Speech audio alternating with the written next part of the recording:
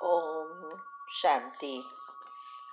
हमने अभी तक चक्रों के बारे में समझने का प्रयत्न किया कि चक्र कैसे ब्लॉक होते हैं और कैसे खोल सकते हैं, कौन से चक्र किस अंग से जुड़ा है, और ये सब बातें अभी हमने समझा।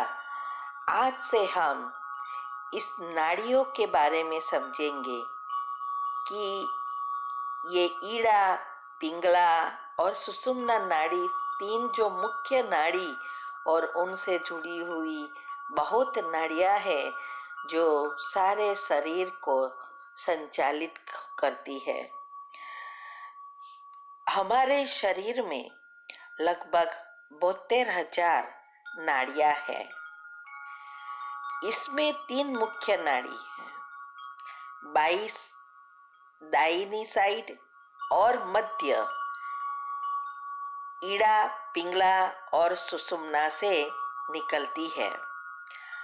शास्त्रों में ईड़ा, पिंगला और सुषुम्ना नाड़ी, साइंस में इलेक्ट्रॉन, प्रोटॉन और न्यूट्रॉन, और शास्त्रों में आध्यात्मिकता में ब्रह्मा, विष्णु, शंकर, ये सब एक ही है। ये तीन प्रकार की ऊर्जा ही है।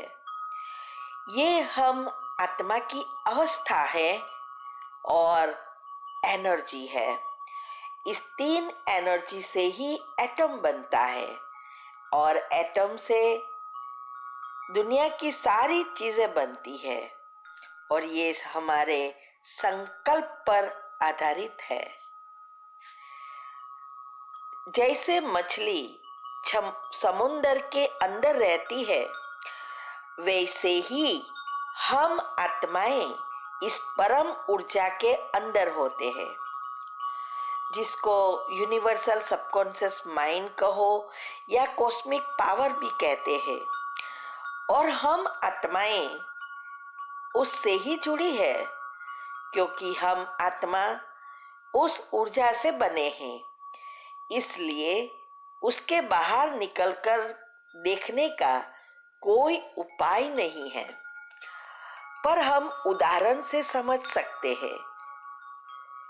इस परम ऊर्जा के अंदर जाके देखे तो कुछ ऐसा दिखाई देता है जैसे पानी घनीभूत होकर बर्फ बनता है और फिर थोड़े समय में पिघल कर फिर से पानी बन जाता है। वैसे ही यह ऊर्जा घनीभूत होकर पदार्थ बनती है और पदार्थ थोड़े समय के लिए रहता है, फिर बिखर कर ऊर्जा बन जाता है। इसीलिए इस सृष्टि पर कोई भी चीज स्थायी नहीं है, सब परिवर्तनशील है। शरीर के ऊर्जा कोश में, जिसे प्राणमय कोश कहा जाता है, उसमें ही 72,000 नाड़ियां होती है। ये जो तीन मुख्य नाड़ियां हैं, उससे ही सारी सिस्टम जुड़ी हुई है। बाई साइड बना left side Ida, right side Pingala और बीच में सुषुम्ना, इससे ही सब नाड़ियां निकलती है। नाड़ी का मतलब कोई धमनी या नस नहीं है। नाड़ियां शरीर में उस मार्ग या माध्यम की तरह होती है जिनसे प्राण का संचार होता है। जैसे शरीर में स्थूल अंग है, वैसे ही सूक्ष्म शरीर में एनर्जी के सूक्ष्म अंग है। ये सब सूक्ष्म से स्थूल जुड़े हुए हैं।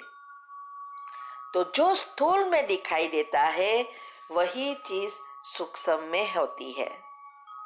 तो इन 72,000 नाड़ियों का कोई भौतिक रूप नहीं होता। ये बहुत सूक्ष्म है। यानी अगर आप शरीर को काट कर इन्हें देखने की कोशिश करें तो आप उन्हें नहीं खोज सकते।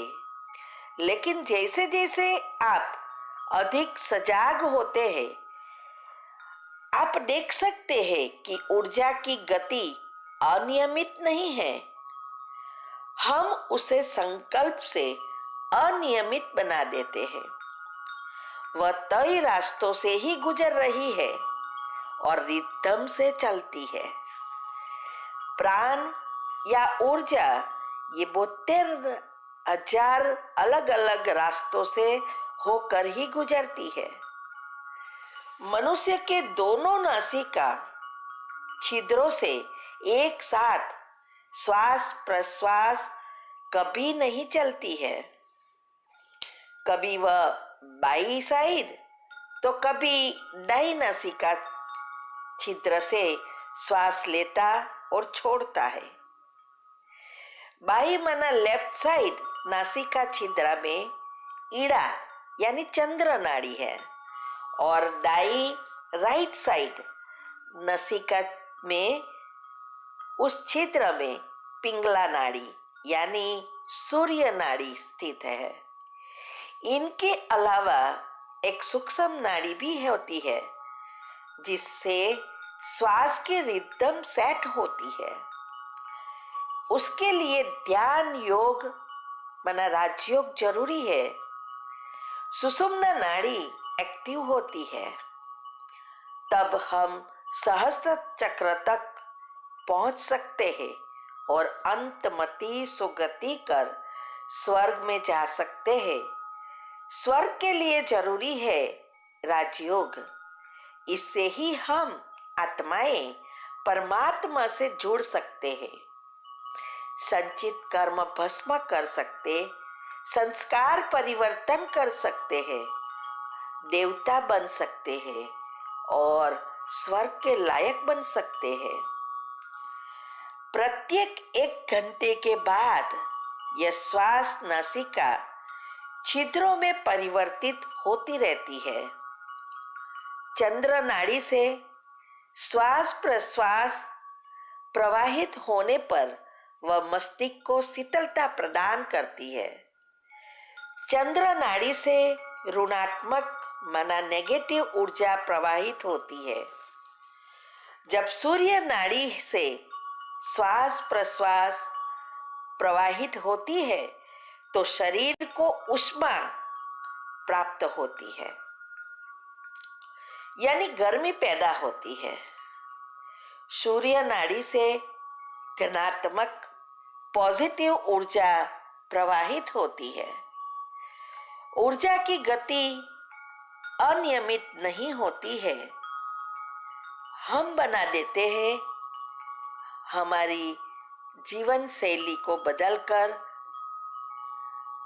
संकल्पों को जब हम फास्ट चलाते हैं तो ये सब अनियमित हो जाती है।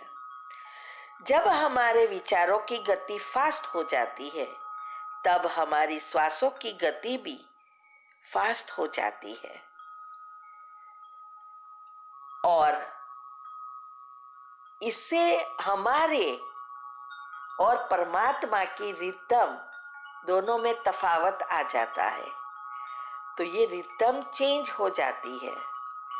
वो हमने अगले चक्रों में देखा था कि कैसे इस रिदम की वजह से ब्लॉकेजेस होते हैं। जब हम जन्म लेते तो पहला श्वास ही होता है और मृत्यु के समय भी अंतिम श्वास ही होता है। ये दोनों के बीच सारा जीवन और घटनाएं इस नाड़िया पर आधारित है। अगर ये बात समझ में आ जाए और चलाना सीख जाए तो दुनिया में हर एक चीज हम कंट्रोल कर सकते हैं।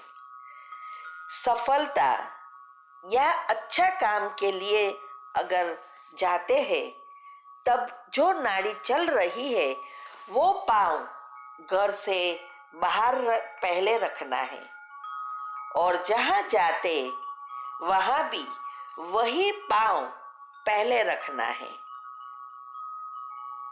अगर हमें समझ न आए कि कौन से साइड चालू है, तो जब भी अच्छे काम के लिए बाहर जा रहे हैं, थोड़ी देर बैठो, ऊंडे श्वास लो, तो राइट साइड नाक बंद करो, लेफ्ट साइड से 11 बार श्वास लो, श्वास छोड़ो, तो चंद्र नाड़ी एक्टिव हो जाएगी। फिर पहले लेफ्ट पांव बाहर रखो, क्योंकि चंद्र नाड़ी लेफ्ट साइड घूमती है। चंद्र नाड़ी चल रही है और पहले लेफ्ट पांव पहले बाहर रखे, मन में उस काम का, जो काम के लिए आप जा रहे हो, उस काम के बारे में पॉजिटिव चिंतन रखे, तो 100% काम अच्छा ही होगा, माना सफलता मिलेगी। इसीलिए चंद्र नाड़ी को चलाने के लिए दही खाते हैं। शुभ कार्य के लिए बाहर जाते तो दही खिलाते थे। हम छोटे थे तब से ये सब बातें सुनते हैं। हमारे पेरेंट्स कहते थे, बेटा दही खा के जा, एग्जाम देना है दही खा के जाओ। कोई भी अच्छे कर्म के लिए दही देते थे। लेकिन कभी सोचा इसका लॉजिक क्या है? इसके पीछे भी सूक्ष्म साइंस है। जब हम दही खाते हैं, जैसे ही हम मुख में दही रखते हैं, हमारी चंद्र नाड़ी चालू हो जाती है।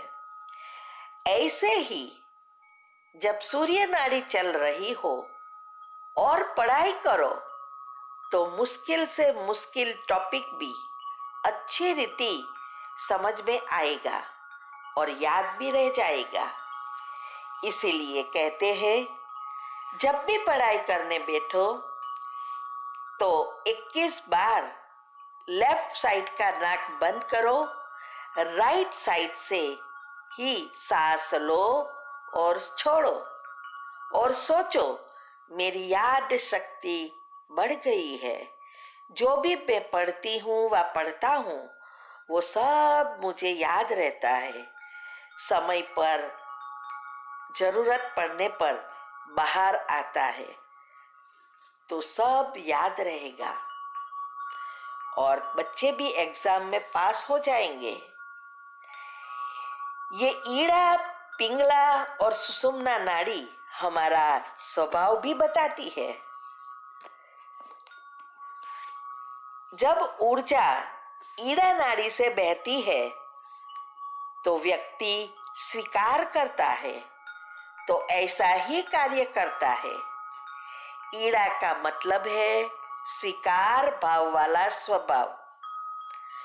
पिंगला नाड़ी से जब एनर्जी बहती है, तो सामना माना प्रहार करता है, जिसको मर्दाना ऊर्जा भी कहते हैं। पिंगला नाड़ी मतलब प्रहार करने वाली, अर्थात सब कुछ अपने अनुसार करवाने वाला स्वभाव। जब ऊर्जा सुषुम्ना नाड़ी से बहती है, तो व्यक्ति स्वीकार या प्रहार दोनों छोड़ समझ से साक्षी भाव रहता है, तो ऊर्जा कुंडलिनी शक्ति के रूप में ऊपर उठती है। तब उसका रूपांतर होता है।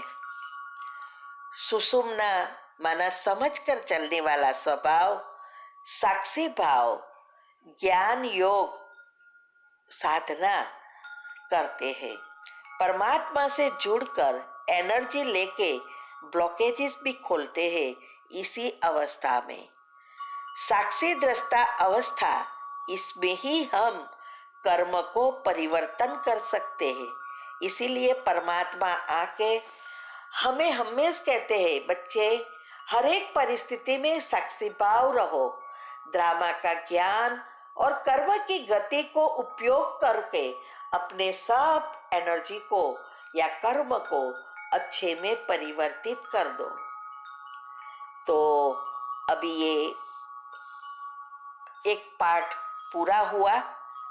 अगले पार्ट में हम आगे के लिए समझेंगे कि ये नाड़ियाँ क्या है, कैसे काम करती है। ओम शांति। अगर ये सब बातें अच्छी लगे तो जितना हो सके उतना सबको फॉरवर्ड करो और सबको कहो ये बातें सुने, समझे और जीवन को परिवर्तन कर दे। और ये ऐसे ही सब लौकिक अलौकिक सबको फायदा होता है।